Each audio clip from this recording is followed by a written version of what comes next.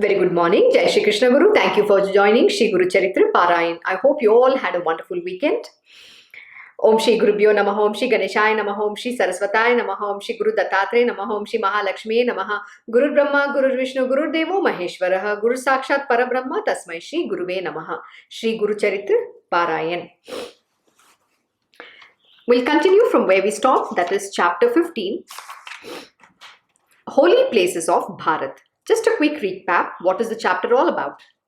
In this chapter, Guru Nath's instruction to his disciples regarding the merits of doing pilgrimages and the places which they should unfailingly visit is described. After sending most of his disciples on pilgrimage, Guru Nath lives in seclusion, invisible to others at Vaijnath. The Siddha Yogi was the only disciple who was retained by the Guru Nath with him at Vaijnath. The mere study of this chapter with faith and devotion is believed to confer on the reader the very merit of doing the pilgrimages himself. In this, we understood what is the purpose of Guru Nath being manifested on this planet Earth and what is he doing. And most importantly, why should someone seek the grace of the God so that they can meet the Guru? Rather, the Guru finds them. And it is very important for one to ask the blessings of the Guru to evolve on the spiritual path, because Guru is the doorway to God. Without a Guru, you cannot have God realization. So spiritual being is not possible without a Guru in your life.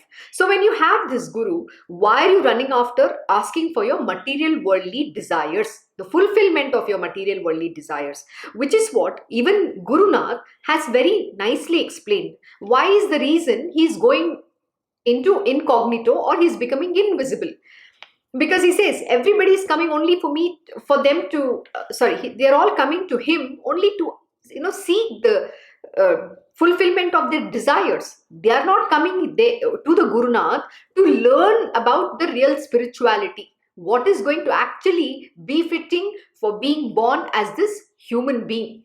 The real purpose of the human body, the human birth, is not being understood by us. So even Guru Nath is, I wouldn't say he's unhappy, but he's saying this is not the way it can continue. Even though the great divine beings are all knowing, even then it's still a challenge. It's the same story. Imagine, this is during the times of the Guru Nath.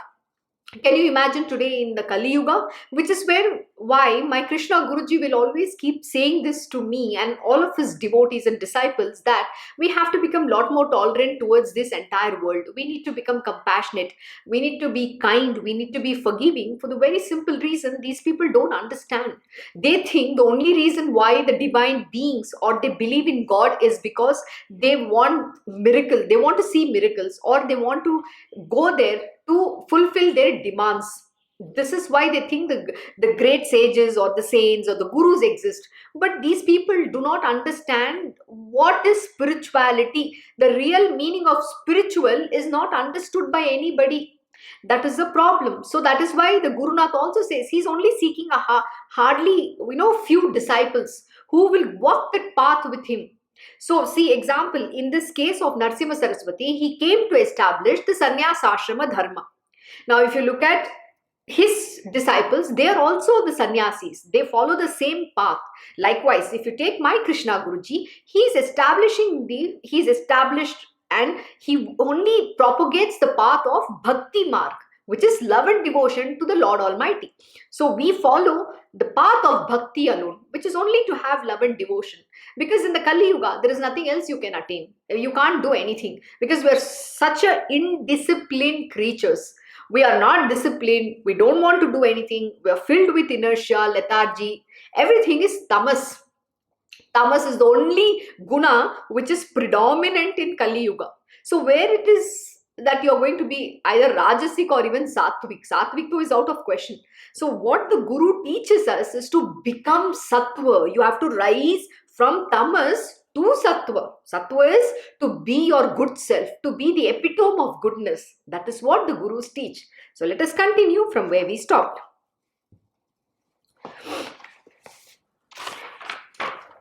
Siddha Yogi then narrates the particular pilgrim centers Guru Nath had advised his disciples to visit and the specific deeds that they should perform during their stay. Kashi is the foremost of the pilgrim centers. One should have a bath in the holy Bhagirathi, that is Ganges river there. From Kashi, one should go to Ganga Dwara and Triveni Prayaga. And I have already narrated a very beautiful experience which I had at the Triveni Sangam in Prayag. It was very beautiful. The experience that I had, or the vision of the goddess and the blessing of her, was the river Saraswati, who today you can't see, or you mean they only say Ganga and Yamuna is there, but you can't see Saraswati. So why? Because the knowledge is not there. Nobody is today knowledgeable. When I say knowledge, it means the knower of Brahma, the knower of the truth. So this is Kali Yuga, which is filled with lust and greed. Only material worldly requirements, material worldly existence. So when I dipped my feet, my Guruji had dipped his feet. And once he did it, and when I dipped the feet for some time, and just looking at the water and figuring out how beautiful is this, how this entire, the river, the place where we were is like an Athanga Sagar. You can never understand the limit of this ocean. So it was contemplation. At that moment in time, there was a very beautiful vision of these three rivers and telling me and showing me an understanding how the only thing that I need to do, or anybody who are on the path of spiritual have to do, is to do Guru Seva. Serve the ashram of the Divine Lord Almighty, who is none other than the Guru himself. Guru Sakshat Parabrahma. You have to do service to him. Seva is the most important thing. And if you don't do Seva, then you cannot attain the Guru Bhakti. How will you redeem your karma? So it is important to do the service. I know I have narrated a few times the beautiful story about Kukut Swami's ashram and how the goddess Ganga, Yamuna and Saraswati would come and serve in the Kukut Swami's ashram in the night, and in the morning they will be literally so beautifully purified and go back into the river. They'll merge with the river in the most beautiful manner, literally, like all their vastras purified. They're like the goddesses, they are the goddesses, but when they come into Kukut Swami's ashram, they're looking ugly. They're filled with the smug, everything, their clothes are looking bad, horrible. But after serving the master, in the morning when they walk out of the ashram, they walk out in the glorious manner, absolutely dressed like a queen, the goddess themselves, of course. So what does that mean? It's a way to explain. That means when you do seva in the ashram and unto the lotus feet of the Guru, that is when you're redeemed and absolved of all your karmas and sins. You become purified. Purification has to happen in your heart. The purification of your heart and mind and surrender unto the lotus feet of the Guru happens. Only then can you get the grace of the God and you evolve on the path of the Guru Bhakti. The first bhakti that you need to attain is towards your Guru.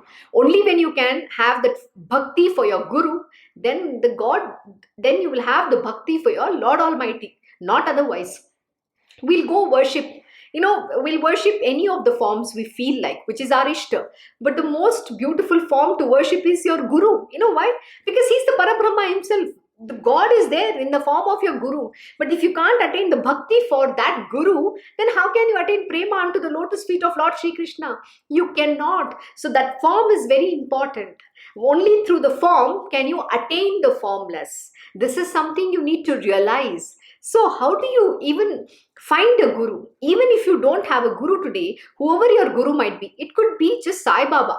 But can you just experience that Sai Baba is around and go through that path of service, doing seva? It is extremely important. You know what Baba has taught in Sai Sat Charitra. So can you even live one of those teachings? That is what is important. So Guru Bhakti is extremely important. So doing service unto the lotus feet of the Guru is the highest way of evolving on the path of spirituality.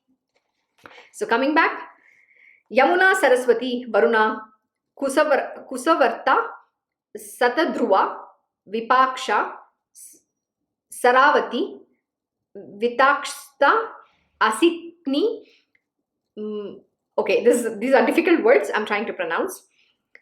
Marud Vruddha, Madhumati, Dhruvtavati are the most sacred rivers, and the bath in them will be most purifying. And a bath in them will be most purifying. So also are the rivers Chandrabhaga, Revati, Gomati, Vedika, Kaushiki, Sahasravakta, Purna, Bahuda, etc. Bath in these rivers is equivalent to several folds of Chandrayanam and other vratas and austerities. Wherever there is confluence of any two or more rivers, they are as sacred as the Triveni Sangam itself. Vairacharu, Pushkara, Tirtha, Kurukshetra, Sri Sailam, Sri Rangam, Rameshwaram, Anantasayanam, Mahalaya Tirtha, Narasimha Narayana, no sorry, Narasimha Ranya, Badri, Kedar, Narmada, Kakamukha, Gokarna, Ayodhya, Mathura, Dwaraka are all Mukti Kshetras. I'm sure if you have visited even one of these holy places, they believe you will attain Mukti in your life. They are called Mukti Kshetras. Godavari, Bhimeshwara and Vajhara are as sacred as Prayaga. Kusattarpan, Godavari, Sagara Sangam, the rivers Purna, Krishnaveni and Tungabhadra and the Pampa Sarovara are all very sacred. Hara Kshetra and Pandaripur burn away all the sins of the pilgrims. Bhima Amraja Sangam at Gangapur is very sacred. There are Koti Tirthas there. The Ashwata tree at Gangapur is as powerful as the Kalpa Vriksha. Near the Ashwata tree is Narasimha Tirtha, and northwards to it are the Papa Vinasini Tirtha, Varanasi Tirtha, Rudrapada Tirtha, Chakra Tirtha, Koti Tirtha, Manmadha Tirtha, etc. There is the Kalleshwar temple there. It is as holy as Gokarna. When Brihaspati enters Simharasi, the subterranean current of Ganga enters Godavari. This is known as Godavari Pushkara. This takes place in 12-year cycles. Likewise, when Brihaspati enters Kanya Rashi, it is Krishna Pushkara, and also is in case of all the other southern rivers, each having its Pushkara in its own cycle. A bath in the respective rivers at the Pushkara time is most auspicious. Man gains his spiritual evolution thereby. Whoever bathes in the river Bhima Krishna confluence becomes purified and will be born as a Brahmin or as a yogi, that is, as a pure sattvic person in his next life.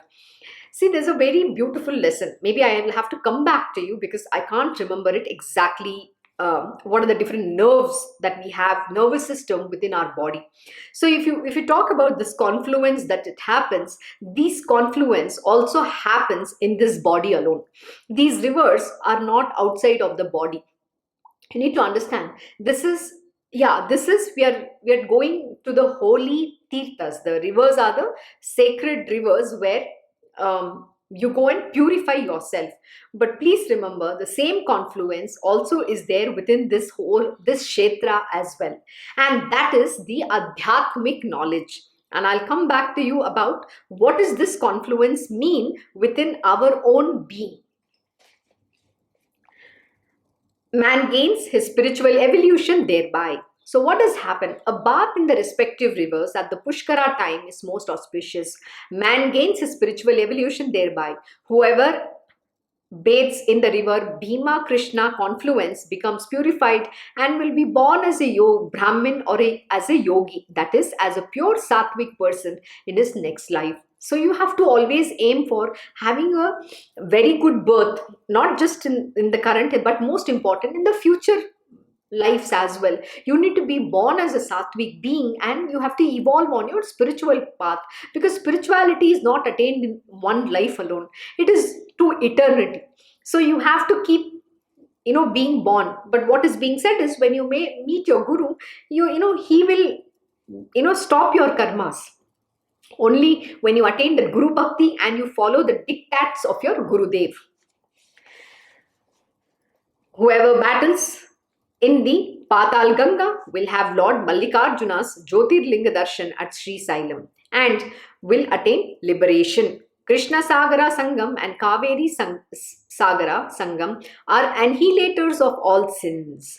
Sheshadri, Tirupati Venkateshwara Kshetra, Kumbakonam, Kanyakumari, Matsya Tirtha, Pakshi Tirtha, Rameshwaram, Dhanushkoti, Kollapur, the seat of Mahalakshmi, are the sacred places. On the banks of the river Krishna is Billavadi, the place of Bhuvaneshwari Devi.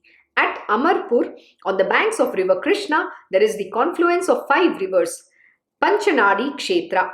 There are also Yugalaya Tirtha, Surpalaya Tirtha, etc., where river Malapaha joins river Krishna, is the place where sage Vishwamitra did penance.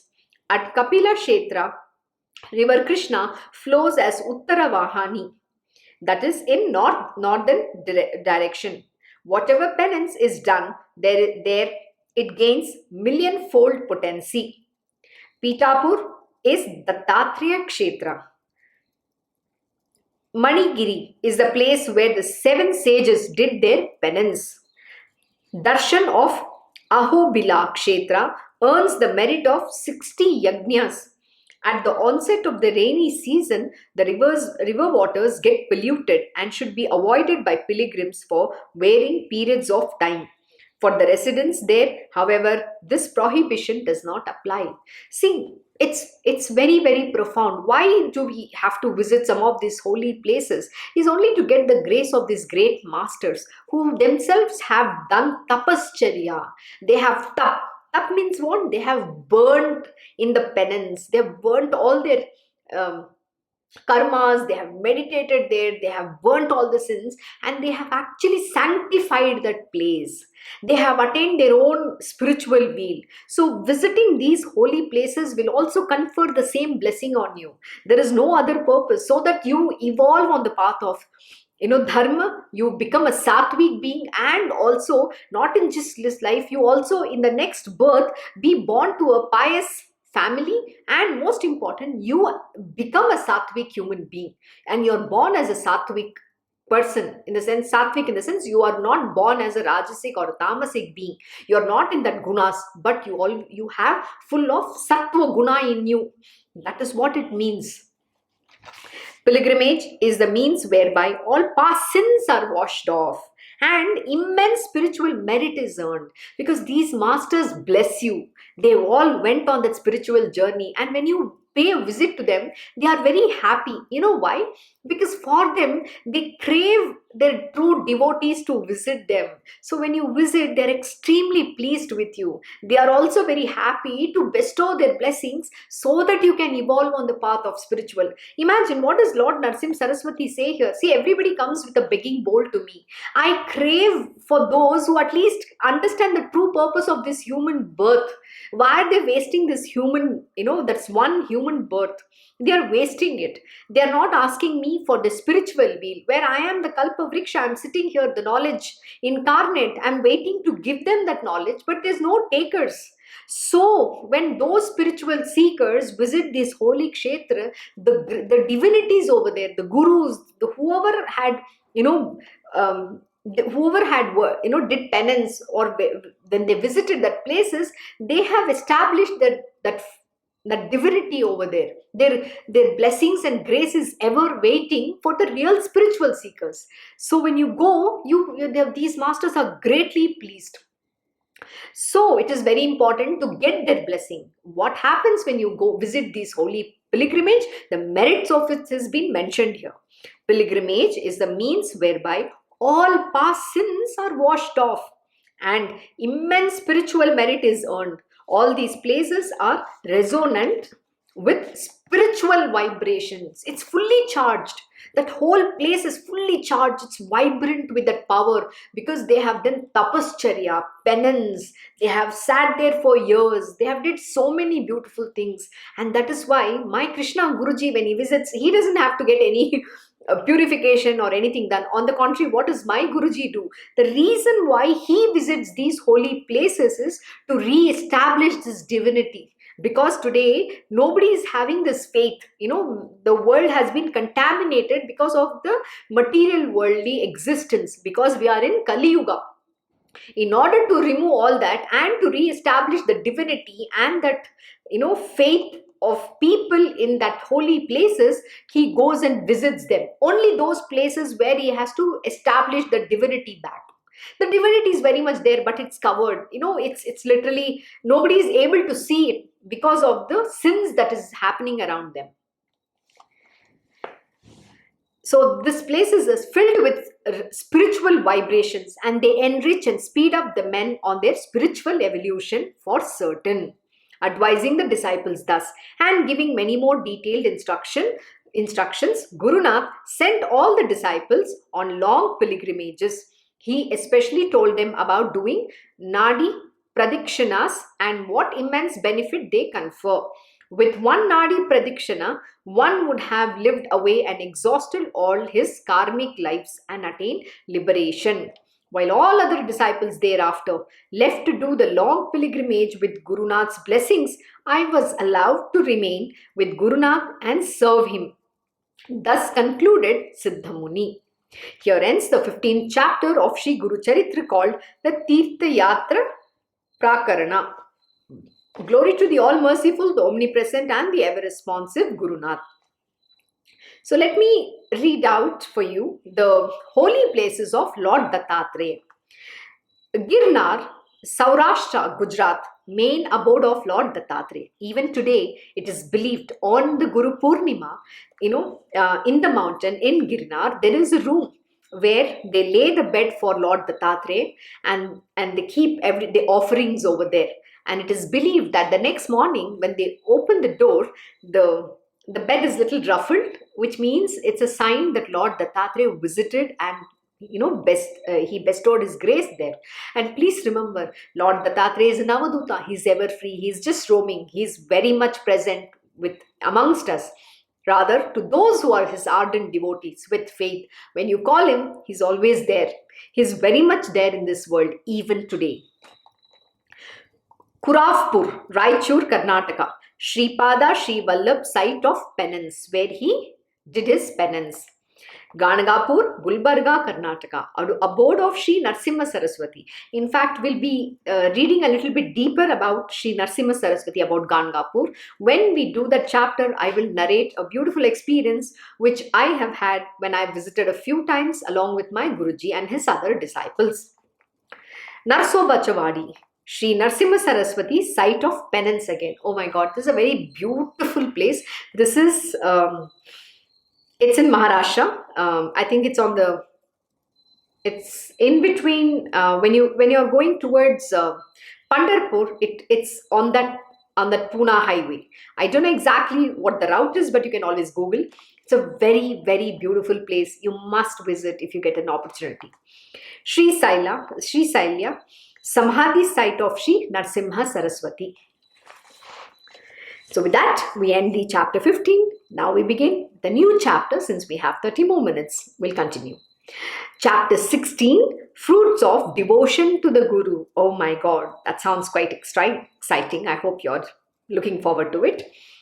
In this chapter, Guru Nath narrates to a Brahmin about the necessity of single-pointed devotion to the Guru and the merit of Guru Seva by the way of illustration of the anecdote of Dhaumaya Rishi and his disciples namely Aruni, Baid and Upamanyu. Unless the Guru is pleased, the doors of knowledge will not be opened to the students or the aspirants. I've been saying this again and again. So let us learn what is this beautiful story now which Narsimha Saraswati has imparted to us. And Siddha Muni is the one who's narrating this to Namdarak. Guru Nath now comes to Billavadi, Bhuvaneshwari Kshetra on the eastern banks of river Krishna. He stays there for 4 months, that is Chaturya Masya, 4 months of the monsoon season under the Audambar tree on the western side of river Krishna. Siddha Muni told Namdarak that Guru Nath stayed at Vaijnath for a year, where Siddha Muni alone attended to him. From Vaijnath, Sri Narasimha Saraswati, accompanied by Siddha Muni, visited Amba Bhavani Kshetra and lived there for a few days. Siddha Muni now continued his narrative. At this place, a Brahmin yogi came to Sri Narasimha Saraswati and prayed to him for guidance and help in his sadhana. He said that his mind was very restless and he was unsuccessful to concentrate. He said that he had one guru earlier who initiated him to a mantra, but it did not seem to help him at all. He said he had left off that guru as he had no respect nor liking for him any longer, and that he was now seeking out another guru. He requested Sri Narasimha Saraswati to accept him as his disciple.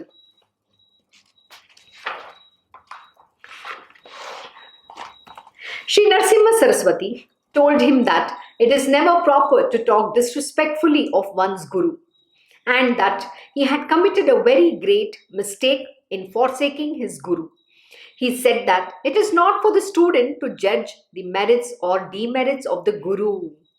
One should have implicit faith in the guru. Guru is the treasure house and abode of all knowledge and wisdom. Guru is even superior to gods.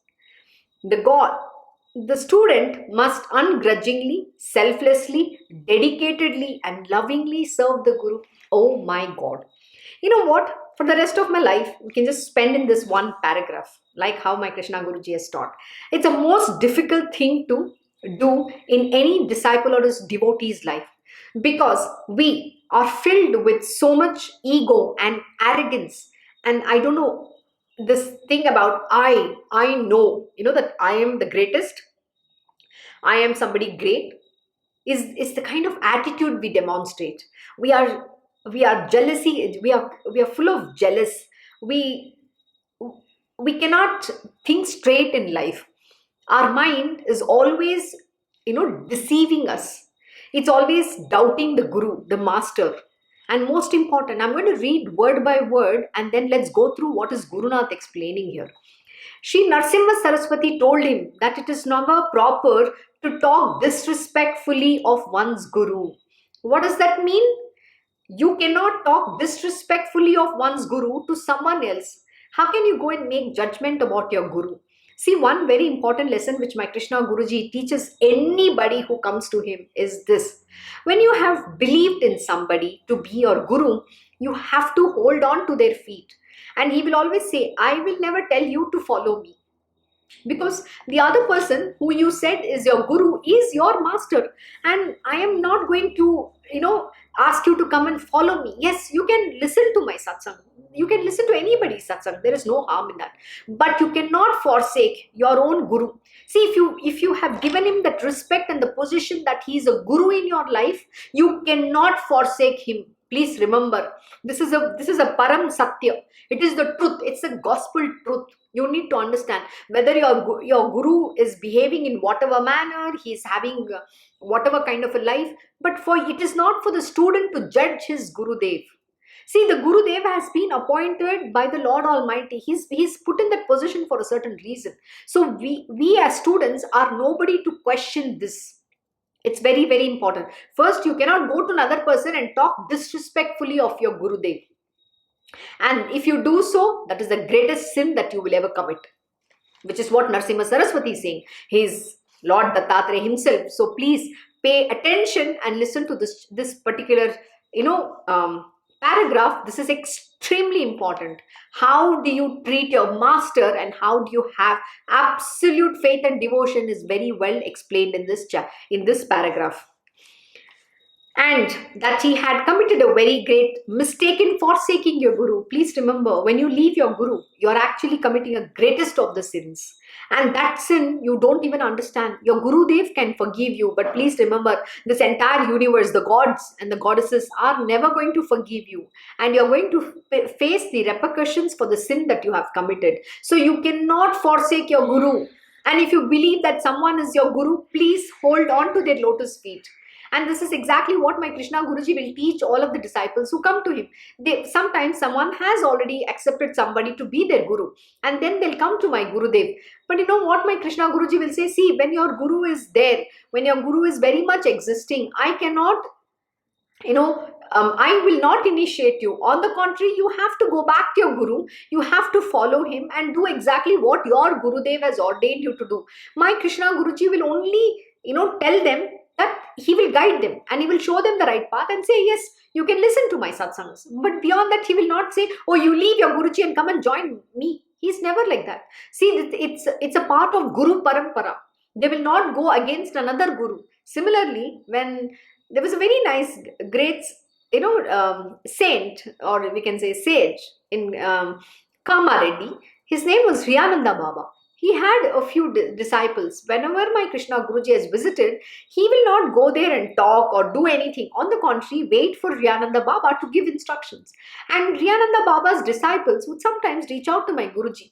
At that time, my Guruji will say, I cannot advise you on this. You have to go to your Guru and ask him about it. So this is how my Guruji will always guide people. You need to understand. And he will never violate the rule of that Guru Parampara. It is extremely important. And there has been scenarios when someone's guru is no longer there.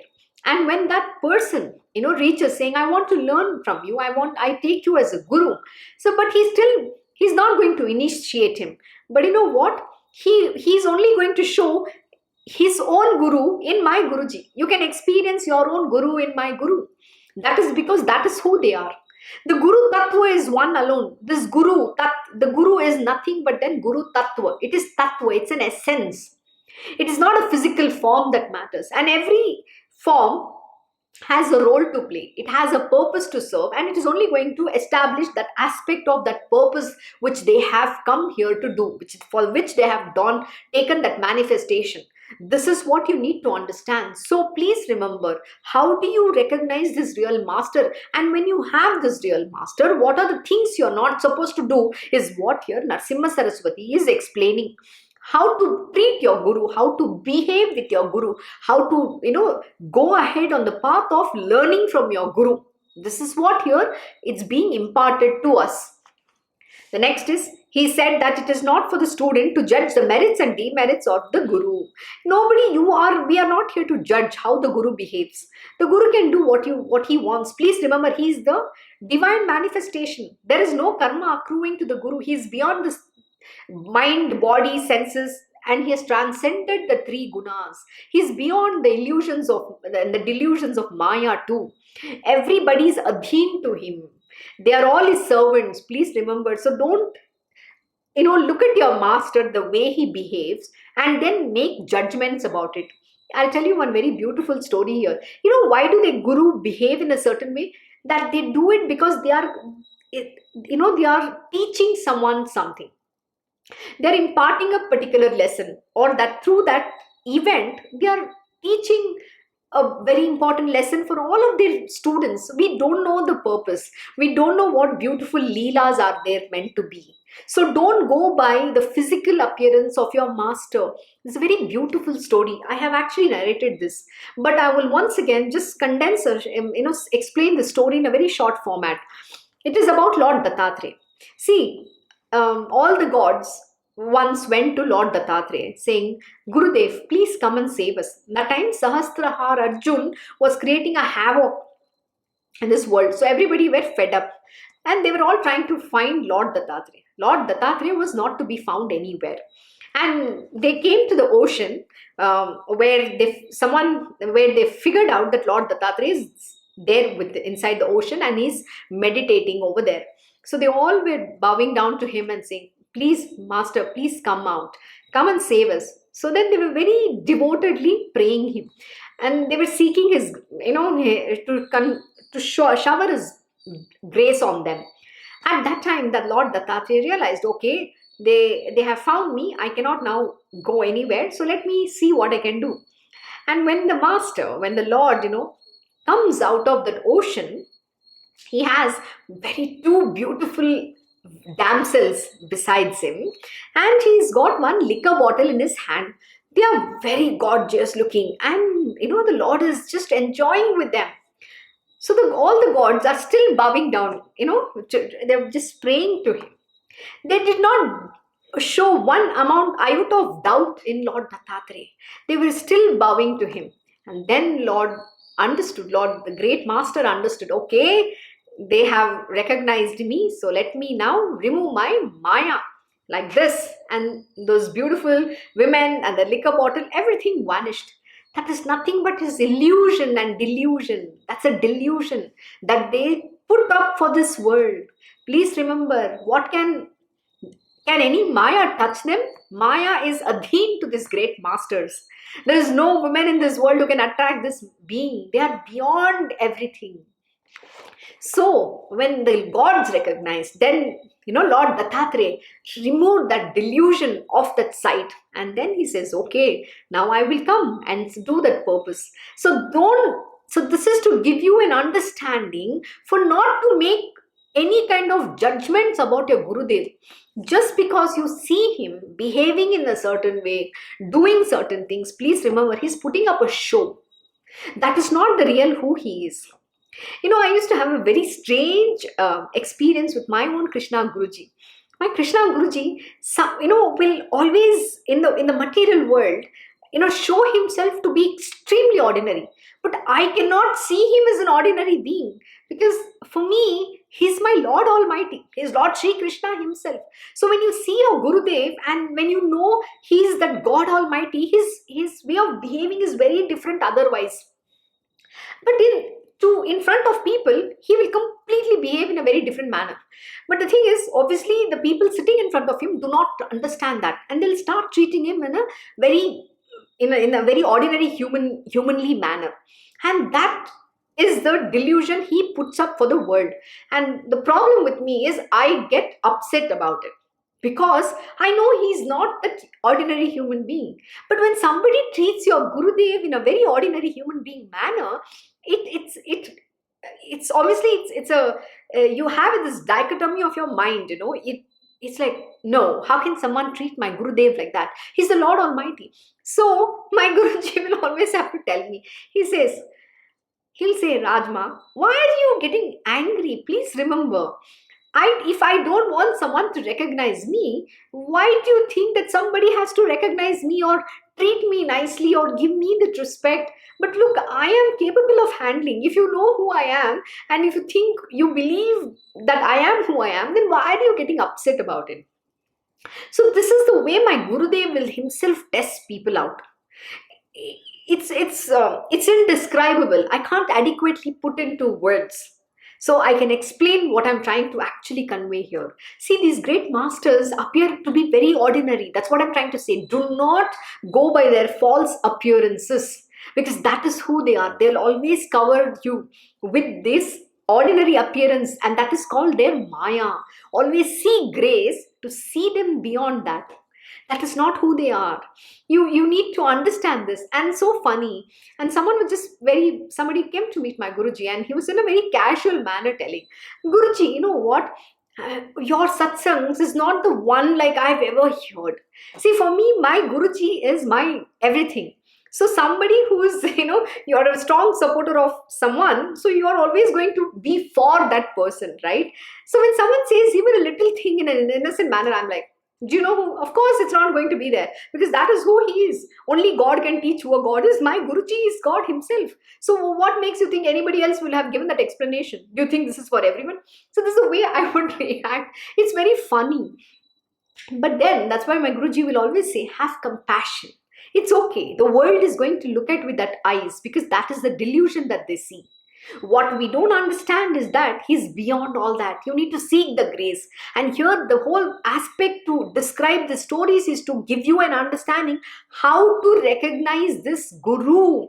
That is why it is Guru Charitra, the nature of this divine being, the divine master, the Parabrahma. How do you recognize his nature, his Charitra? His Charitra is so beautiful. Just talking about it is, so exciting. It purifies you, talking the glory about this being, and you have the privilege to be in front of this being. And then what people do, they'll say, oh, we have nothing to ask you. And you know what they'll do? From the moment go they land and meet the Guruji, they'll only keep talking about their office problem, job problem, wife, son, daughter, marriage, my mother, father, and my brother. This is exactly what they'll keep talking about. Where are you asking for your spiritual growth? Do you even know the word Guru? Guru, what does it mean? Guru means remover of ignorance or darkness and the illuminer of knowledge, the truth. And what do you come and ask? Only with the begging bowl. Oh, please cure my father, cure my mother. That is why Narasimha Saraswati went incognito. Why do you think today my Krishna Guruji has very clearly instructed, saying, I am withdrawing myself, not because he doesn't want to teach. He has given all knowledge that is required today for us to become spiritually evolved being. But how much do we take that knowledge? Do we learn and understand and apply in our life? This knowledge is not easy, but when you have that wealth of information or the knowledge that has been, bestowed upon you, how much are you taking it and walking that path? The choice is in your hands. So what are you coming and saying, oh Gurudev, I am listening to this Bhagavad Gita. Once you're listening and you think you become some spiritually perfect person? No. You know what? Even after being with my Guruji will say, do you think you understand anything? The most important thing, he'll say, you are not allowed to get anger. You cannot get angry. See, these are not the Shadripus. And to overcome them, we require tremendous amount of sadhana. That practice is so important. Just because I am with my Guruji for 12 years doesn't mean anything. I have a long way myself to go. It's a long drawn path, and everybody has to progress in their own way, in their own capacity, and most important, to each his own. And then yesterday, you should actually go listen to yesterday's Uddhav Gita Satsang, which my Krishna Guruji so powerfully explained. I'm telling you, this knowledge is not understood by anybody, or it cannot be explained by anyone except my Krishna Guruji. Please go listen to it. And in that, he has very, very, strongly explained the human nature and why it is so difficult to overcome. When it's a question of wealth, in that he's explained how wealth is a man's evil. Why is wealth required? Like Baba said, wealth is there to establish dharma. Here there is no dharma. Remember, any object that is coveted, that is possessed, you have already created enemies in this world. Your own kith and kin is not yours. That is what he was explaining. There is no father, there is no brother, there is no mother, sister. Everybody will be at each other's throat for that little, pie of, I don't know, whatever, that little pie that you want from your life. Somebody's wealth. And you think you own that, you have the right to claim it. Why are you running after it? That's what he was talking about, lust and greed. Greed. That's a dangerous thing to have. It's not just wealth, okay? It is not just the money. It could be any object. An example. You take any ashram. If you are the closest devotee of the guru or the master or the god, then everybody else is going to be jealous of you. They are going to hate you. Enmity comes into existence. And then where is spiritual? Spiritual doesn't exist. Even that one thing, enmity, jealousy, even that one Shadripu you bring into existence, then your spirituality is gone out of window. So what does spirituality then teaches? Spirituality teaches to understand that I am not this body. To understand I am that spirit. I am the divine being. The divinity exists within me. And to see God in everybody.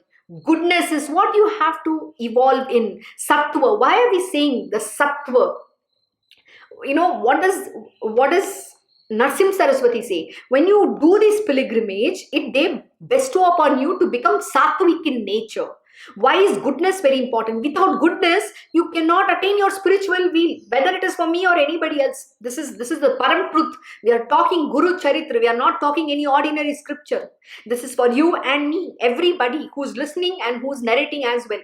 This lesson applies to all of us.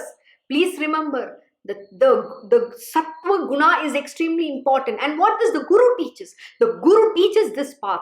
He's teaching the path of dharma. He's teaching you how to become sattvic in nature. So when you are in rajasic or tamasic, you cannot attain any spiritual wheel. Spirituality is gone out of the window. So that is why he'll say, he wants at least that one student who can stand his teachings. It is not so easy to stand this teaching. It's very easy said than done. Tell me, today we are in tamasic yuga, which is Kali Yuga. What is the predominant nature? Which is tamas, lethargy, inertia. The demon Mahishasura is ruling our life. So what is your mind telling? It's okay, don't do. You don't like this world. You don't want to do it. The first thing, the thought you wake up is, I don't care about this world. I don't want to do anything in this world. Why? I don't like anything. So who is going to do then? So who should put more effort? This is what happens. We have to rise above. We have to overcome the demon. See, the God is within us. We have all the power within us. All the gods have given the Devi, the Ashta Shastras. So you have to use that fight and overcome this. That is what is important. So the Guru, they manifest to impart this knowledge. And the spirituality is not for everybody. Actually, this is exactly what even Narasimha Saraswati is saying. Only a handful of people seek the real spiritual path. But what do? They establish dharma. They put everybody on the path of dharma. At least they teach how to live in the material world and still do all your duties, your karmas, in the righteous manner alone. How to be a good human being. Even if you are not a spiritual being, at least how to be a good human being. This is what the purpose of a real master is. So, it's important for us to follow these qualities to attain that state. That is why my Krishna Guruji will say, what does it mean to being good? Being your good self means you need to be compassionate. You need to be kind with everybody. He'll always keep saying, our dharma is called not Hindu religion. We are Sanatan Dharma people, which means tolerance is our highest virtue. I can say we practice tolerance. Tolerance means we tolerate everything. And see, everybody invaded India, but we didn't fight everybody. We are not against anybody. People came, they invaded whatever has to happen. They took away what they want. But still, we are Bharat Varsh. We are Sanatan Dharma people. We are very tolerant and our goodness have to shine. We don't have to become mean people. We have to only be full of goodness. Please remember one very important lesson which Lord Shri Krishna or any Guru teaches is that be your good self. Even if the other person is mean to you, bad to you, you don't become like that. And many a time Krishna Guruji will keep saying this to me, it's okay. See, people don't understand. He'll say, Rajma, people don't understand. They don't know because they are ignorant. They have not learned. They do not understand. Learn to forgive them. It is okay. Learn to be tolerant. Be good. Be compassionate. Someday this goodness will transform. Your goodness has to shine. We only with goodness and love we can change this world. We can make this world a very beautiful place. We have to make this, world into a place full of harmony where we all can cohabit together harmoniously in a very nice manner. That is when God will reside there. Otherwise, why will God reside there? So coming back to the point, do not judge the merit or demerits of a guru. You don't know him. There's nothing accruing to him. He doesn't have a body. See, he's only borrowed a body. That also on rental basis. Prakriti has given him, Mother Nature. He just borrows that garb, he uses it and discards it and goes away. And he keeps coming back and he'll say, okay, if this life, if I've not been able to teach you, I will come back. My duty is always, it's to eternity. I have to anyways coming back. So what's the point? It's okay. If you're not going to change now, I will have to again take a form and come back soon. So this is what the divine Lord Almighty says. Why they have to incarnate time and again? Because we are not evolving on the path of this truth, the lesson that has been imparted. Why? We give in to our ego. Who is this other person to talk like this? Who is this other person to behave? We are always at loggerheads with each other. Why is that? So the point I'm trying to tell you is, even if you think, somebody is getting more time with the Guruji, I am not getting. Aren't you already made the enemy into that other person? That other person is already an enemy of you and you're jealous of that person. There is envy, there is anger. So where is spirituality going to be? So that is why my Krishna Guruji will teach. Look at in your plate. Look at in what is in your, why are you looking at what is in your neighbor's plate? See, everybody has a role to play. They're all perfect in their places. Don't try to become somebody else. You have been given that body, you have been given a specific role. Then why are you thinking that I'm good at performing somebody else's role? If you were good, then you would have got that other body. You wouldn't have got this body. So why are you thinking about someone else? Focus of your own self. Focus in your life. Focus on your growth alone. Why are you losing your, attaining your spiritual wheel? Don't covet anything. You can't even own the Lord. You don't own the Guru, nobody. But the only thing that you can ever own him within your heart is that with that love and devotion. He's forever your servant. That's exactly Lord Shri Krishna says. I am the servant of my devotees. I become the servant of my servant. That is exactly what Lord Shri Krishna says. How profound is that? First, you become his devotee. You have to attain the devotion only through the service unto the lotus feet of the Guru. The Guru is a very important role in your life. You don't understand the value of what it means to have a Guru. We disregard. Why? Because we already have. We've been lucky enough to find the Guru to find us. Some merit we have done. We have got that grace, but we don't value it. This is what is very sad. It's for everybody. We do not understand what we have. Only when the day the master leaves, then we'll all cry, just like how the disciples and devotees of Baba did. So why wait for that day? Today there is a chance. Change. Make your master very happy. He'll be the most happiest to see you, live the lessons he has taught. That is the highest form of Guru Dakshina that you can offer to the Guru. So one should have implicit faith in the Guru. Guru is the treasure house and abode of all knowledge and wisdom. Guru is even superior to God. The student must ungrudgingly, selflessly, dedicatedly, and lovingly serve the Guru. Oh my God. The student must ungrudgingly, selflessly, dedicatedly, and lovingly serve the Guru. I think this about the Guru Seva, we learned in the chapter 2 when Deepak, when his master was oozing with that leprosy disease, with all the wounds, he was, very lovingly, dedicatedly, ungrudgingly and selflessly serving him. His master was testing and pushing him to its limits, but the student never lost even one moment of his composure, compassion, his goodness. He did not lose. On the contrary, his patience and tolerance level was so high that he became the perfect tool for the Guru to transform that knowledge and bestow upon his legacy unto Deepak. And that is why he came to be known as Samarendra Deepak. The Deepak which is always there, and that he became the knowledge himself. So that is the level we need to have, where we are able to tolerate everybody. We need to have that patience with everyone. See, sometimes we get very angry because we're very attached to that one entity, that is Guru Bhakti and your divine being, and somebody tries to question that, you get very angry. But see, this is where we have to become tolerant. This is one of the most important lessons which my Guruji was teaching over the weekend. He says, learn to become tolerant. It's okay. People can say what they want. Why are you getting into somebody else's mind space? Everybody has their own mind to contend with. Why are we bothered? We are not bothered here. Anybody can say anything. You mean things will happen that way? No. There is only one divine Lord Almighty under whose substratum this entire universe has come into existence. He's the one there. So why bother? Don't even get into how can people talk like that. They are talking because they have a mind. They have a long tongue. And that is why my Krishna Guruji will say, shut your mind and shut your mouth. Do not speak. Silence is the highest mantra that you can practice. Silence is most important. When you have to evolve on the path of spirituality, and when you are sitting here and giving satsang, he'll say, you need to practice silence. And let us be quiet. There is no need to react to what people are saying. They can talk dime a dozen. That is not important for us to react.